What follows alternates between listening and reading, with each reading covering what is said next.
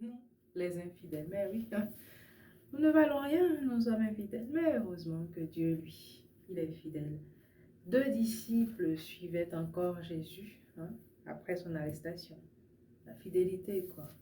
L'un est rentré avec Jésus parce qu'il était connu des autorités, et l'autre, Pierre, est resté l'attendre dehors, près de la porte, stressé, angoissé et déchiré, j'imagine. C'est pas écrit dans le texte, mais j'imagine ça comme ça. L'autre disciple, qui est donc rentré parce qu'il euh, parce qu'il est proche du pouvoir, bon, on pense que c'est Jean lui-même, d'ailleurs, celui qui a écrit cette histoire, l'épître de Jean, on pense que c'est lui. Et donc lui, il sort donc pour demander à la servante qui garde la porte de laisser entrer Pierre. Petit faveur entre amis. La servante dit à Pierre,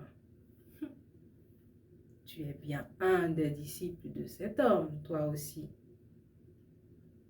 Pierre lui répond, non, pas du tout. Ça veut dire que si je comprends bien, probablement cette servante sait que Jean est disciple de Jésus.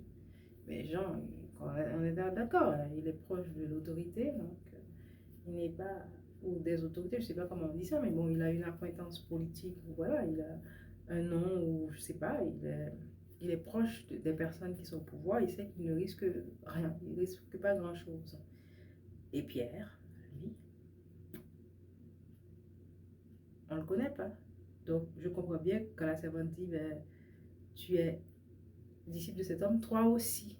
Donc, oui, c'est ça, c'est pas la même chose. Donc, Jean, il est disciple de cet homme, ok, pas de problème, il rentre, il le suit. Et bon, voilà, on va accuser l'autre, mais pas lui. Mais toi, Pierre, toi aussi, tu es disciple de cet homme. Et on comprend bien que dire oui n'est pas très évident, puisque l'homme en question est dans la cour, il se fait questionner, il commence à se faire maltraiter, probablement, et ouais, si, il commence à se faire maltraiter, et sa vie est en danger, quoi. Donc, dire qu'on est avec lui, c'est pas évident. Donc, Pierre lui répond, non, pas du tout. C'est Jean 18, verset 17. Et dans la cour, un feu est allumé pour réchauffer les gardes et les serviteurs. Pierre se réchauffe aussi autour du feu. On l'imagine afficher un air détaché, alors que ça bout à l'intérieur. Moi, je crois en l'amour de Pierre. Je sais que intérieurement, il est avec Jésus, même si extérieurement, il fait comme si de rien n'était. On déplace Jésus de chez Anne à chez Caïphe. Et pendant ce temps, je cite, Simon-Pierre reste dans la cour, il se chauffe. On lui dit, tu es bien un des disciples de cet homme, toi aussi. Pierre répond, non, ce n'est pas vrai. C'est le verset 25. Deuxième reniement. Comment doit-il se sentir? Moi, je me mets à sa place. Je ne pense pas que je vale plus que Pierre. Je me demande comment il se sent d'être proche de Jésus dans son cœur et d'afficher comme ça cette légèreté. Mais parmi les serviteurs, il y a un membre de la famille de celui dont Pierre vient de couper l'oreille. Là, on va dire qu'il se fait vraiment prendre. Ce serviteur lui dit, c'est bien toi que j'ai vu avec Jésus dans le jardin.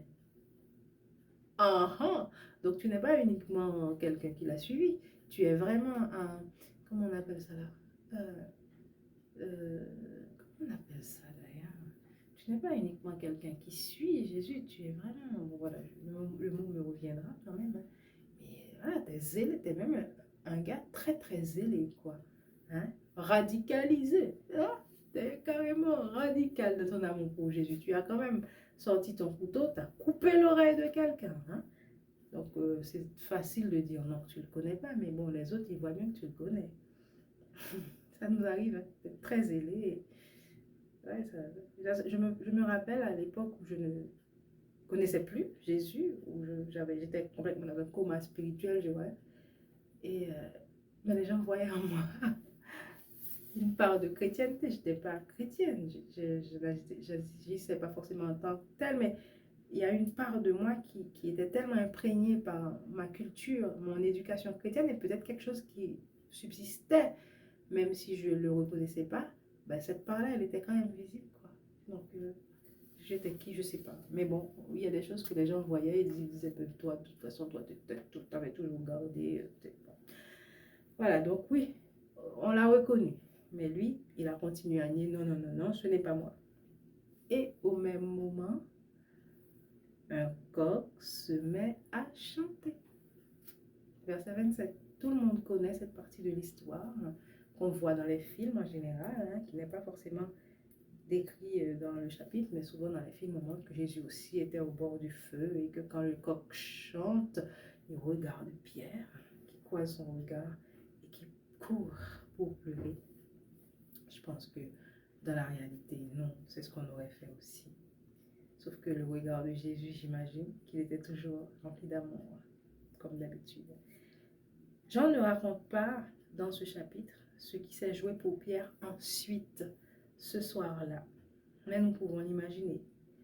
Pierre, comment vas-tu pouvoir gérer de grandes choses, la persécution qui va arriver prochainement, parce qu'après, les disciples de Jésus vont être vraiment persécutés. Comment tu vas faire pour gérer cette persécution si déjà tu as peur, déjà dans le jardin, dans la cour de chez Caïphe, tu as déjà si peur. Et du coup, le verset du jour, de ce jour-là, c'était quel jour? C'était le 9 mars. YouVersion, qu'est-ce qu'ils ont donné comme verset du jour? C'est Luc chapitre 16, verset 10.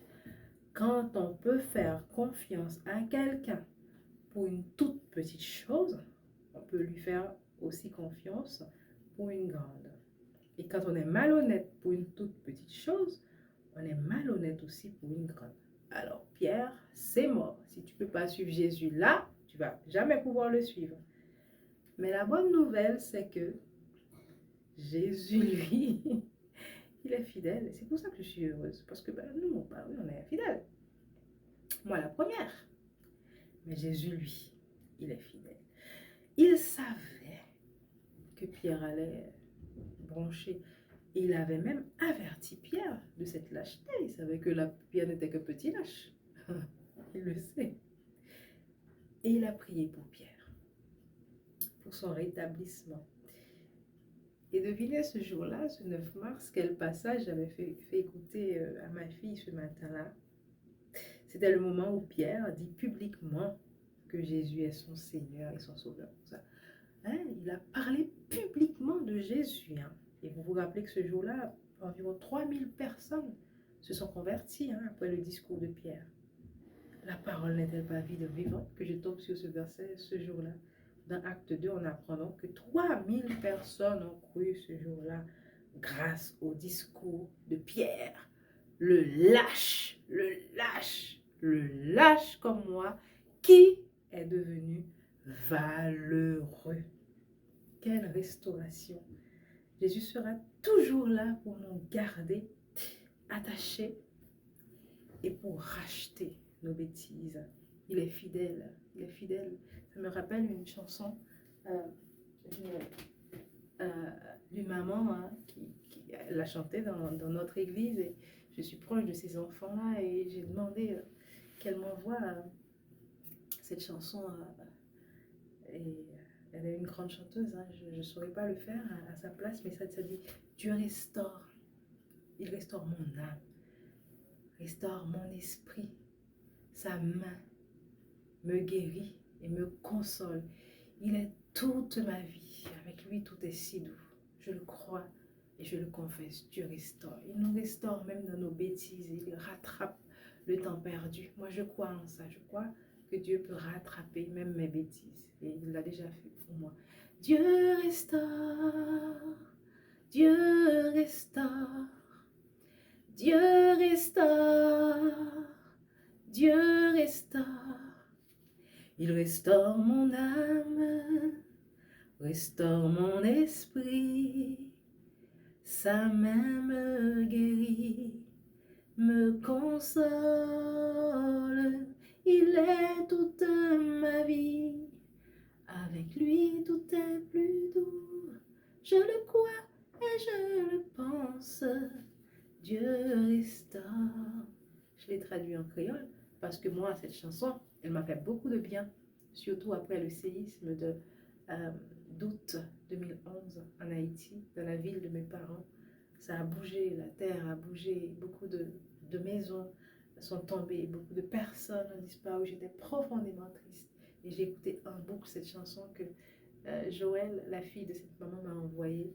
Hier, je suis tombée par hasard sur cette chanson. Et aujourd'hui, je tombe par hasard aussi sur ce passage que je devais vous lire. Dieu restaure. En créole, ça donne ceci, hein. Restaurer, oh, lui restaurer, oh, restaurer,